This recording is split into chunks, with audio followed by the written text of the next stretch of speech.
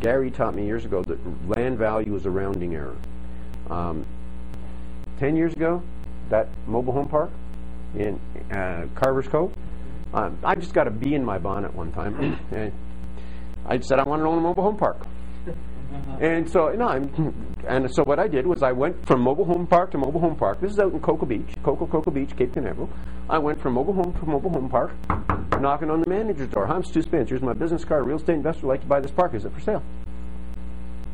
We finally got into the wood deal, so that things Yeah, then I left my car at home. I just flew back and forth. but I did. I knocked on the door, and I just felt like doing it. And I knocked on one door, and I said, would they be interested in selling this park? And he said, "Funny you should ask. The owner just passed away 2 weeks ago, left it to his son and his daughter, and neither of them want it." I said, "Damn."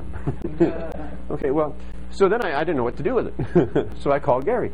I said, "Gary, what do you think? Here's the deal." And now this is a piece of property. Some of you aren't from around here, but this is a piece of property that runs in Cape Canaveral from Highway A18. It had 300 feet on A1A, and it ran all the way to the Intercoastal Waterway. 300 feet on the Intercoastal Waterway. Is this a valuable piece of property? Yes.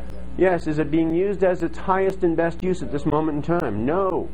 Now, as a mobile home park, we looked at the income, and it was worth about $500,000 based on the income at a small cap rate, 5 or 6. And we offered them $800,000. Way over. But now we figured that at that price it would cash flow break even, wouldn't do much more, but it would break even. And if we bought the property at break even, then we could rezone it to highest and best use, which out there is multifamily of some kind, and that would increase the value of the property. So we thought, oh, we're going to offer them way more. It's worth $800,000. It sold for 1.8.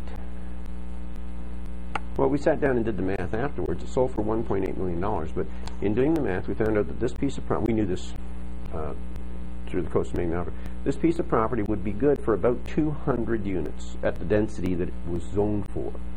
And 200 condos on the water or with water view out there, at that point in time, were selling for around $300,000 a piece.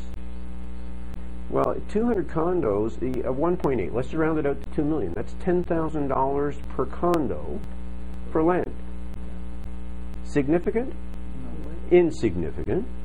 If they'd paid $4 million for the same piece of land, the value to sell the condo and recover the extra price of the land, you'd have to sell it for $310 instead of $300. Is that a significant difference in the price of the condo on the marketplace? No. The value of the land surrounding area, even they paid twice as much for it. So when you get into real estate that you can buy at a reasonable price today based on what it's producing, but you can change the highest and best use, maybe not today but in the future, is there some huge upside potentially to this deal? Why do you think we're so interested in this building? Okay? Because we can change the highest and best use down the road doing the right things. But the property value of commercial property is always tied to either the income or the highest and best use.